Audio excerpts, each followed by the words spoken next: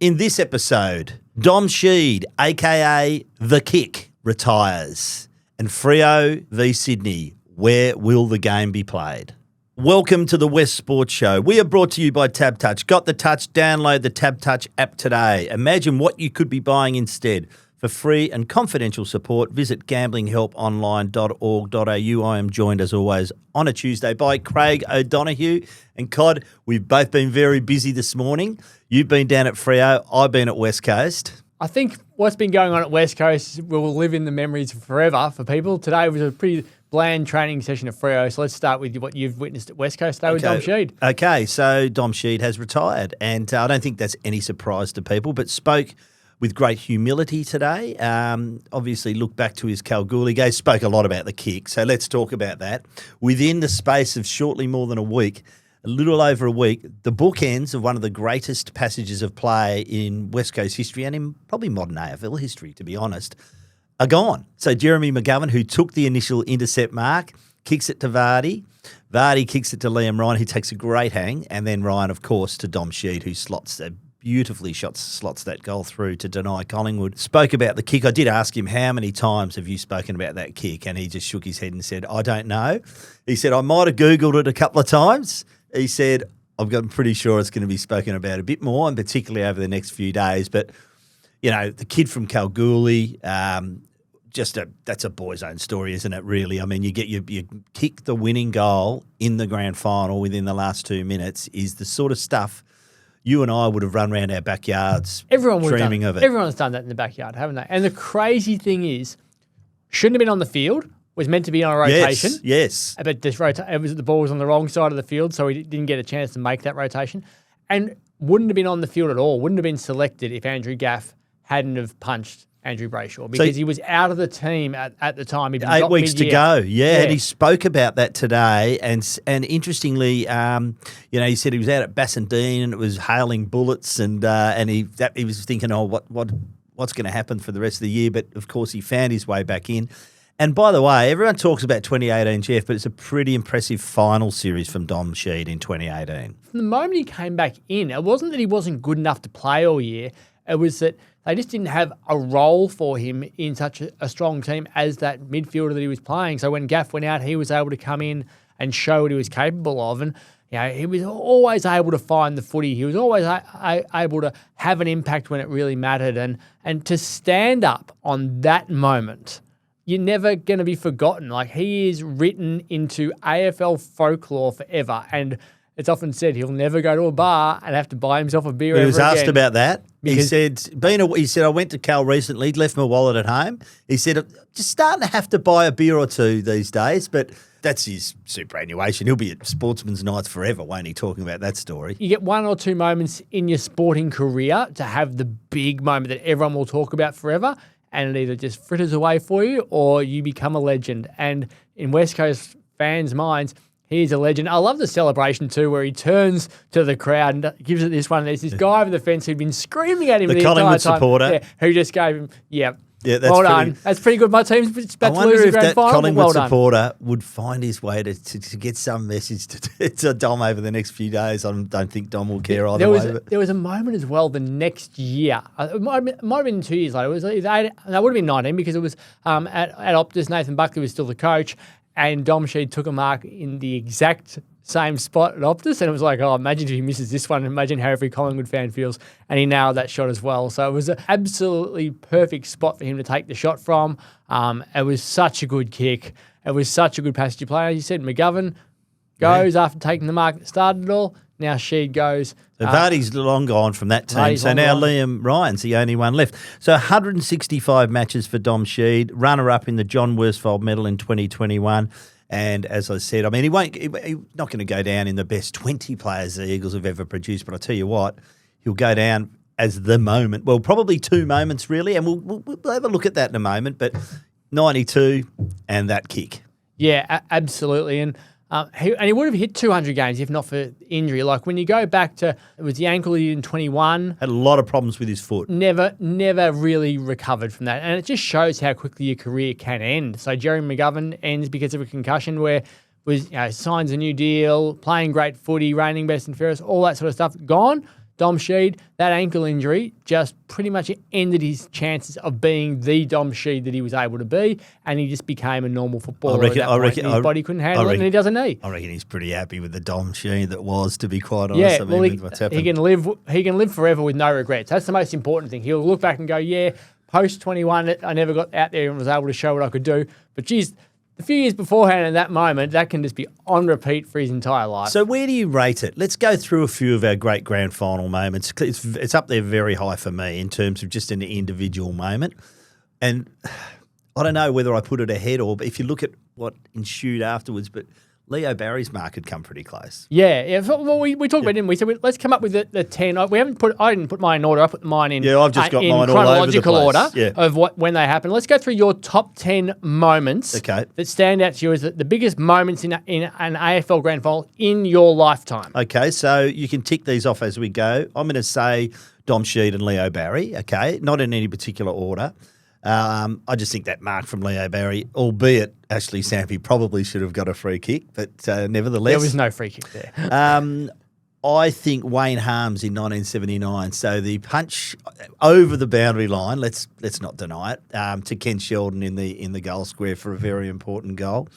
The first grand final I ever went to was 1977 Collingwood North Melbourne. Twiggy Dunn took a contested mark right in front of me. And, of course, kicked a wobbly punt kick, torpedo punt, through, scores level, siren goes. And the players are running around like headless chooks thinking, we just play on now or what happens? Well, no, they had to go back the following week.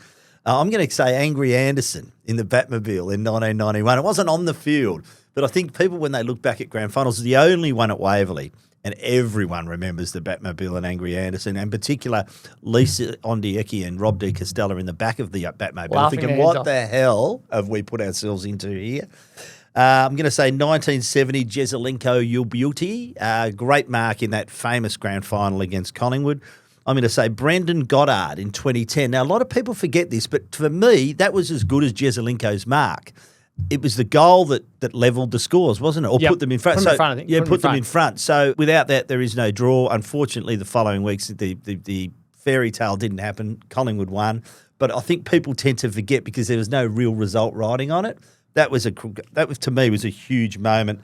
I'm going to say 1993 and Michael Long. You'll love this one. That goal when he won the Norm Smith medal, takes it out of the centre, a couple of dummies, and, of course, that kick for goal, which Stephen Silvani to this day still says he touched. How many have I got there? I've stopped counting. I'm just ticking off the ones I've got as well. I'm going to say Lewis Jetta burns off Cyril Rioli in the 2012 grand final. I hated the moment. I was there. I was thinking, catch him, Cyril, but couldn't do it. The only player who would have outrun Cyril. That was a big one for me. I've got some more general ones too. I think just for performance-wise, I've got Ablett's 9th in 89, Dermot Brereton's 8 in 85. There'd be KB's 7 in the 1980 grand final. But no list of a grand final for me would be complete without Peter Matera. Set sail for home, that goal. Just iconic because it was history-making, first cup to go outside Victoria, and also just what a performance from a wing. Yeah, he was phenomenal. So of the ones, I've gone 79, Wayne Harms. I was born in 76, so I can't go back before anything. My first memory of footy is Wayne Harms, with people talking about it the following year. And by the way, he was the first Norm Smith medalist, and he's a nephew of Norm Smith. Oh, that's a bit of trivia there. Crazy things. I've got Dermot Brereton getting flattened by Mark Yates at the start of the 89 grand final. Absolutely iconic. Also had Michael Long with that 93 goal. I've got Aka gets to the front of the pack in 2002, made more famous by the Lips of Lethal documentary that came out, where we then knew that he wouldn't have been standing where he was if the message hadn't come out to say, get to the front of Alistair Lynch, and he gets the crumb and kicks the goal. The Leo Barry mark, just crazy in 05, unbelievable. I've got the toe poke in the 2009 grand final, just such a... Gazza to Scarlett? Scarlett to Gaz. Yeah, Scarlett to Gaz. They yeah. get inside 50 and Paul Chapman kicks the winner. The Heath Shaw smother sneaking up on Nick Rewalt like a librarian in the 2010 replay. Dennis Cometti, greatness. Absolutely fantastic. Dom Sheed being absolutely the pick of the bunch. Then Marlon Pickett's goal in the 2019 grand final in his first game, and they come from everywhere. Just a great moment. And my final one was the Clayton Oliver goal in the 2021 grand final when... Talk about great commentary. James Brayshaw, bang, bang, bang. They just went on fire with those massive goals. So, and ones I left out were Kevin Bartlett running around Stan Magro in 1980. Leon Baker's goal to put the Bombers in front in 84. Hate that day. Horrible memories of that day. The 85 fight, which is just the best fight that's ever happened in a grand final, I reckon, though it was chaos. The Dacos goal in 1990. Matera I had out of there. Stephen Milne, the ball not bouncing the right way, it's the other. And Mark Williams, the choking. Oh, Alan Scott, you were wrong. With the tie with one I left out of there. So when you look back, that moments just jump off the page. But I think everybody would have Dom Sheed in their top three. The moment where you go, maybe not. I'll never forget that moment. So I think that it just stands out. It will stand out forever, which is absolutely fantastic for him. And a real changing of the guard end of the era. Jeremy McGovern was there today amongst all the players and teammates and his young Dom Sheed's young family. So well done to him on a great career.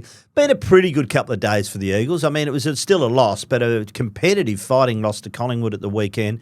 And Job Shanahan, what a terrific debut. I loved what I saw from him. He just looks like a bona fide long-term key forward because he takes the mark out here with his hands. Doesn't go for it on the chest, runs flat out at the footy and just takes it out in front. And they're so hard to find. Most blokes want to take it on their chest for the safety, but it just allows that key defender behind you to get the fist in. If you have the courage to take it out in your hands and go, well, I'm just going to live with the punch to the back of the head or the fact I might drop it, that was fantastic. And the goal that he kicked, and his body's developing, but you can already see the hips and the bum are going to be strong and powerful in those quads. He's a beautiful kick. Yeah, so when his upper body matches what his lower body is already becoming, he's going to be a force to be reckoned with. And it's really good signs for what West Coast forward line can look like into the future. And it's terrible that Oscar Allen and Jake Waterman aren't out there. We'd love to see them out there, but in a way, a little bit of a silver lining in that they're able to blood these players and find out what they're about. Archer Reed's shown great sides this year. So there's plenty to like about key position talent in that Eagles attack. Yeah, and it's interesting, Jake Waterman took so long to find his position in the team. He was drafted as a bona fide key forward. And I remember watching him kick 5 in the waffle one day down at Peel for Claremont in league footy. Thought, who's this? This kid's going to be amazing. But he played as a wingman sometimes and a half forward. But when they put him as a key forward, bang, he became a star. And Oscar Allen was a ruck and a key defender. And then he became the key forward and kicked bags of goals. Sometimes you just need to put the guy where they're meant to play. And that's what the advantage of neither Oscar or Waterman being out there for the rest of this year. Job Shanahan can play where he is rather than being thrown forward, back all the time. And Jack Williams is another who's been a beneficiary of that. He's been able to get a pretty permanent position there at forward line. So things looking a little bit up there.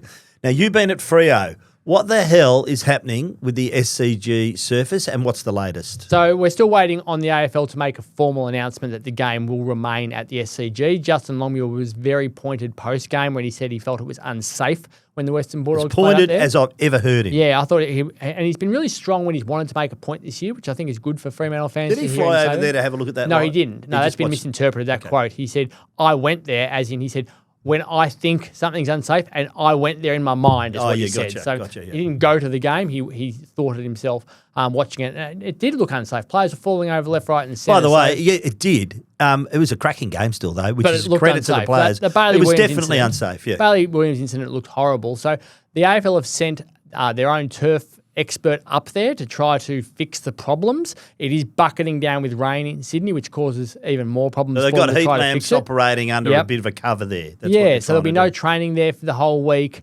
They're giving themselves the full 7 days. In fact, it's more than 7 days. It's 9 days to try to get it fixed so that it becomes safe. You would think they'd have to make a decision by Thursday, be gut feel. And they've got NG Stadium, which is where the Giants play, which can be used as a backup if necessary. They've got a core stadium, which is the old Olympic Stadium, which is where the NRL will play State of Origin next week. There's an NRLW game there on Friday night, followed by another NRL game. NG seems the simplest solution. It seems a lot simpler. It was, but the Swans are adamant that we played at the SCG. So the question is, what's the difference between slippery and what's the difference between unsafe? And I spoke to Marcus Ahern, a sports lawyer over here, and he just said, look, they know the AFL now that Fremantle think it's unsafe. The media are saying it's unsafe. Former players are saying it's unsafe. If someone gets hurt, it's going to be very hard to argue that the ground was safe. And that's the problem. Now, you're a former umpire and you've got a bit of a history with surfaces. You've got some stories here. You've got some anecdotes that live to this, that speak to this. Yeah, so I wouldn't want to be the person getting the phone call if someone does get hurt. So back in 1997, I was a B-grade amateur umpire in Victoria. It hosed down with rain on a Tuesday. I look back on it today, there was 36 mil of rain on a Tuesday night, and I was out in Oak Park near Essendon when Terry Pinola were training there on the Merry Creek mud of the centre wicket area.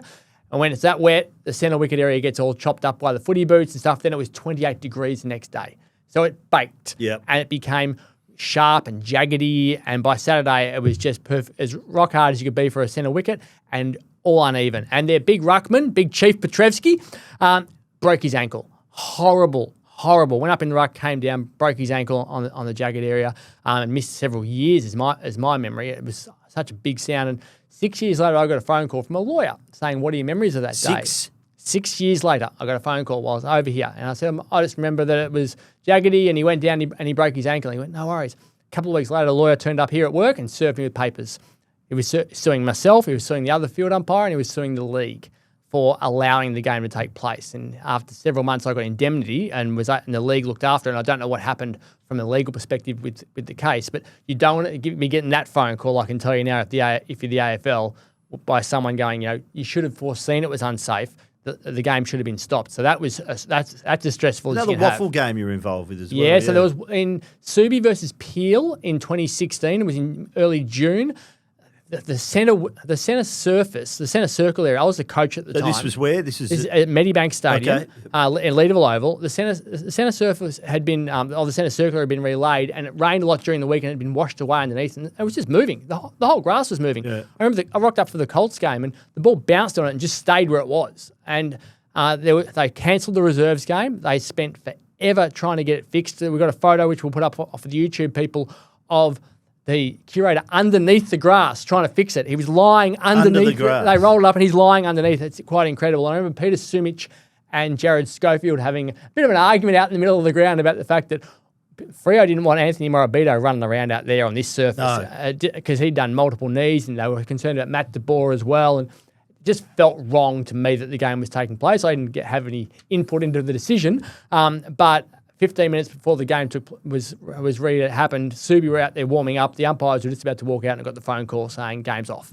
And they played it at Subiaco Oval the next day, which I thought was the absolute correct decision. It did not feel safe in any way. They described it as high risk rather than unsafe at the time, but this feels high risk as well. It does. So I think the AFL should take the safe option of not risking putting someone out there, because we've just seen Dom Sheed retire because of an ankle injury, which had nothing to do with the surface. But if someone gets hurt in this game, how are they going to argue that it wasn't the surface? No, I agree with you. It should be played at NG Stadium, which is the Giants' home ground, it's the easiest solution. But what's your gut feel? Because mine is that it'll go ahead at the SCG. My gut feel is they'll find a way to make sure that it goes ahead. They'll do enough work to make it not perfect, but so that it's not going to be what it was the other day, and it will be played. How has it got to this point? Now we had a bit of humour over the weekend. It was an Andreas Bocelli was the last concert. There was a big concert there in April. They must be some pretty wild mosh pits for that for Andreas Bocelli. When you have a concert, and we saw it last year with it was Coldplay Into the Wrestling. I think it was Coldplay before the wrestling. Yeah, and when the wrestling was here, it covered up the grass for over a week because it took that amount of time to build the elimination chamber structure and stuff. So the grass dies, and then you got footy out there, and it takes a long time for the curator to be able to get it perfect again. And he hasn't been able to get it right up in Sydney. It's been a wet winter, and the Swans are training on there, and it's just very slippery, and it's hard to get right. So I think they've got to look at, why do we keep putting big concerts out there during the footy season? Because we don't seem to see it happen during the cricket season, do we? They protect the centre wicket area really, really well. So it's a concern, but I think the gut feels the AFL will want the game to be at the SCG, and as long as it is medium risk rather than high risk, I reckon they'll play it. But yeah, they'll be worried and won't want someone to get hurt. Like Sean Wren got hurt and sued the league over the centre. The plastic disc that was put there for the umpires to help bounce. them, Luke O'Sullivan at Waverley in 1990 when there was a relayed area Rhino, around, yeah, and his remember foot it. got caught in it. And Michael Close from Brisbane also took legal action against Marvel Stadium in the AFL for where Bloke who should have was Tony Hall playing State of Origin football for SA against Vic in the mud heap of the MCG in that centre square because his foot got stuck in the mud. Yeah, and Close was similar. It was where there was a slight gap between the fake turf and the real turf where the interchange areas. His foot got caught in that and he took legal action as well. So you just don't want someone to get hurt. And then from an AFL perspective, you don't want someone to be suing you. Fingers crossed for all the players who go out there at the weekend. I always remember covering a bit of VFA for the Geelong Advertiser back in the day, and the Geelong West Roosters' home ground was a velodrome. So there's the big oval in the middle, and around the periphery was asphalt.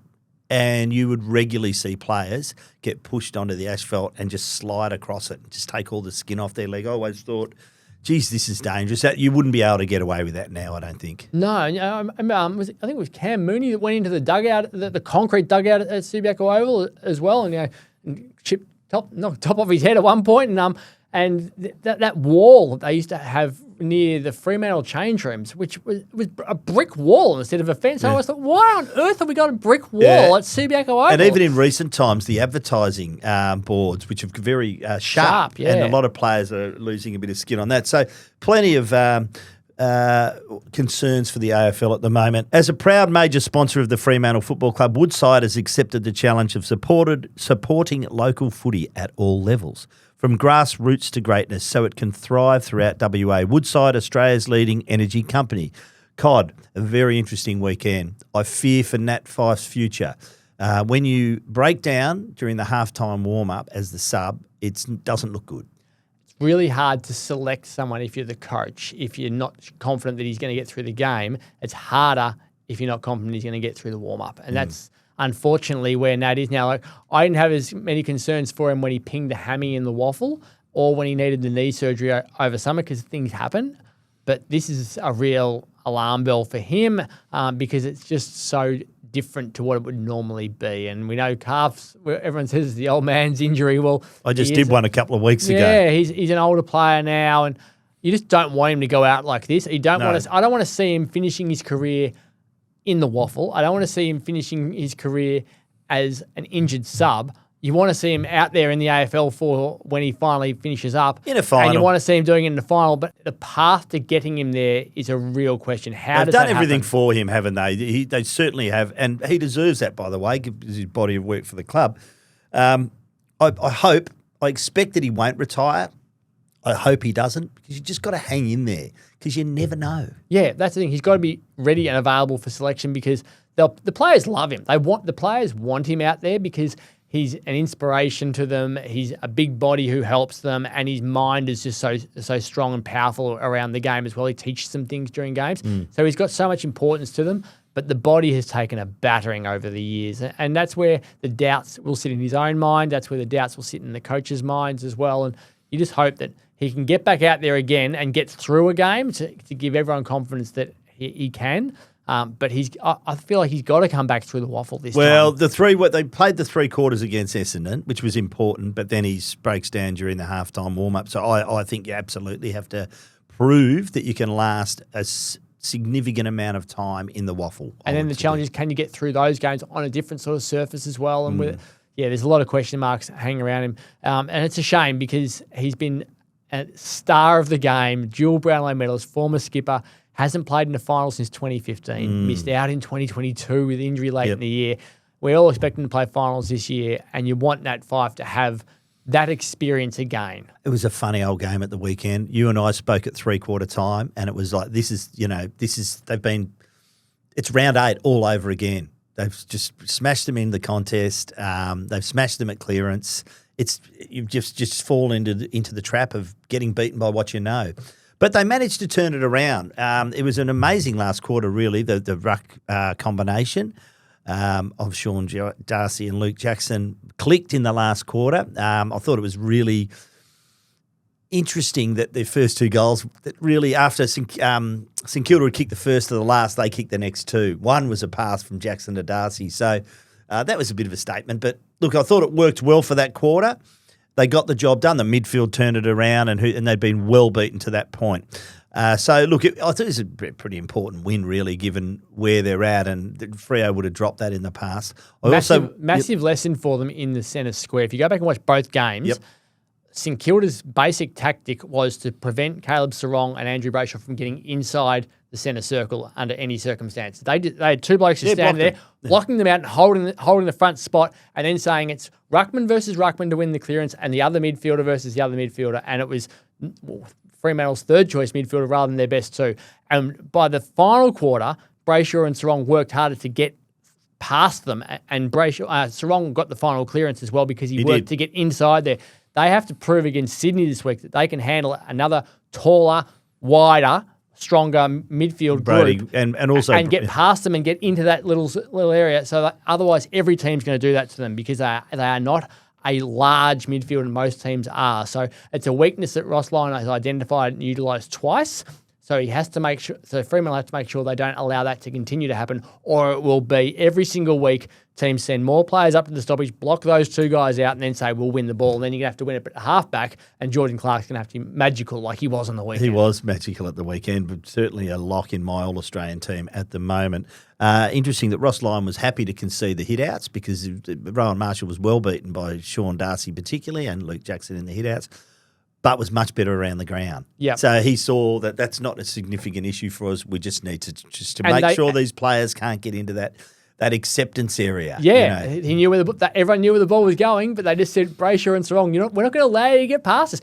It's technically shepherding, realistically. Like they are holding them back and saying not technically we're is not shepherding. going in. But what they're smart enough to do is once they get them off balance with that shove backwards a little bit, they go, now we'll go and win the clearance, and they just couldn't work out Brayshaw or Sarong how to get past initially. So yeah, it's a really good tactic. It's a very clever tactic the way it's been done, and they managed to avoid giving away free kicks. So other clubs will go to score on that now. They will. The other player I wanted to signal out was Josh Tracy.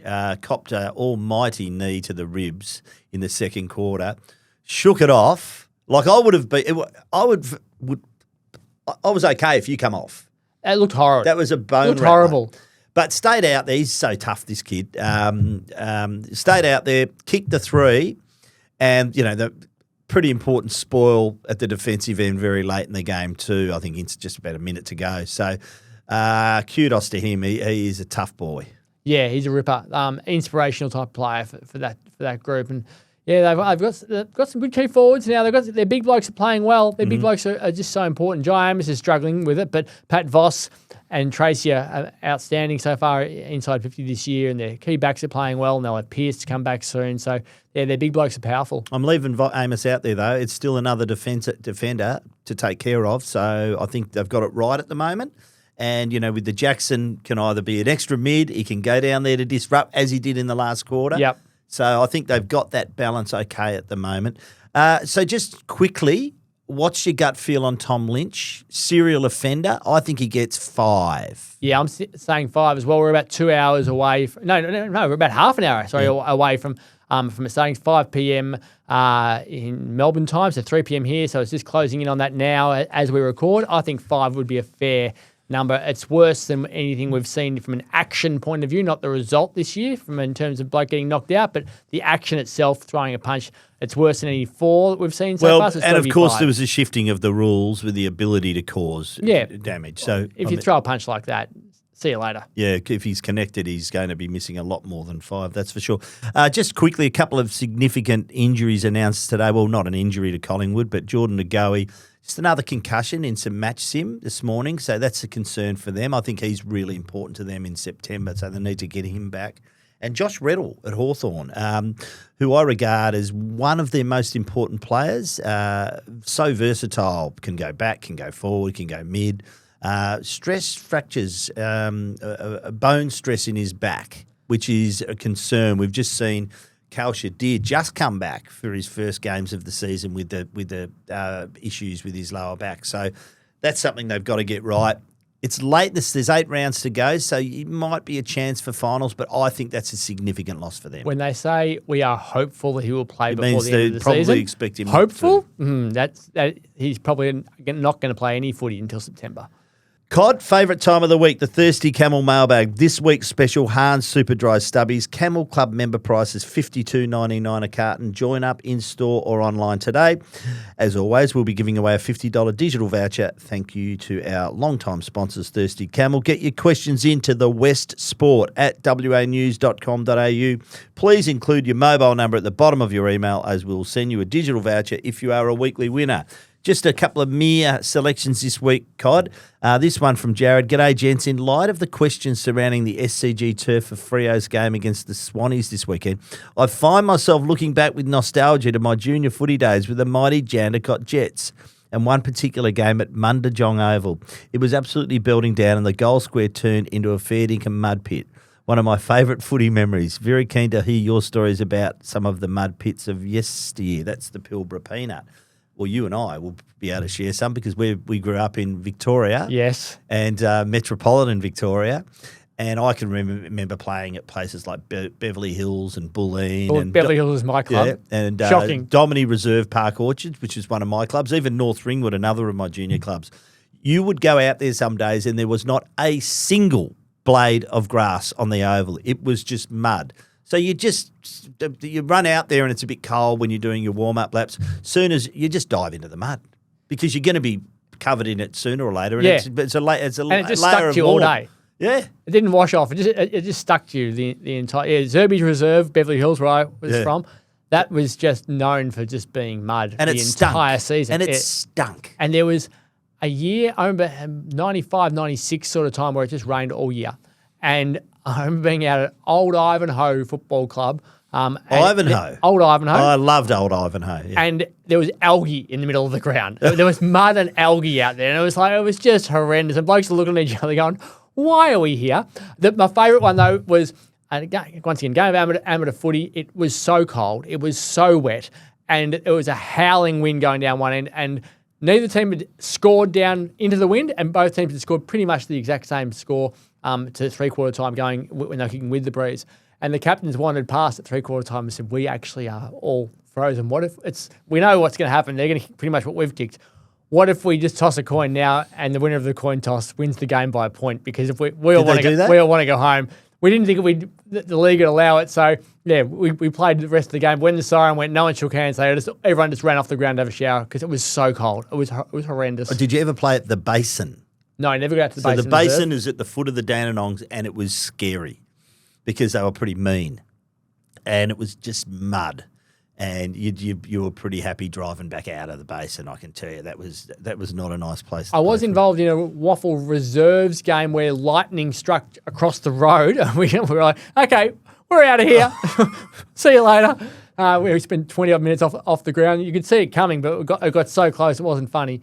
And, we were off that ground as fast as anything, and the whole ground was flooded by the time we got out. Isn't it funny at the time you just want to get away from there, but now you look back and you think, take me there now. Yeah, so much fun. I'd love to be involved right now. We have been brought to you by Tab Touch. Got the touch? Download the Tab Touch app today. Imagine what you could be buying instead for free and confidential support. Visit gamblinghelponline.org.au. Remember, you can watch or listen to this podcast on YouTube Music. Leave us a rating and a review, and don't forget to follow this podcast so you don't miss an episode. Cod, we've got to go. We've got some stories to write. Always fun quarters. Let's get back to it.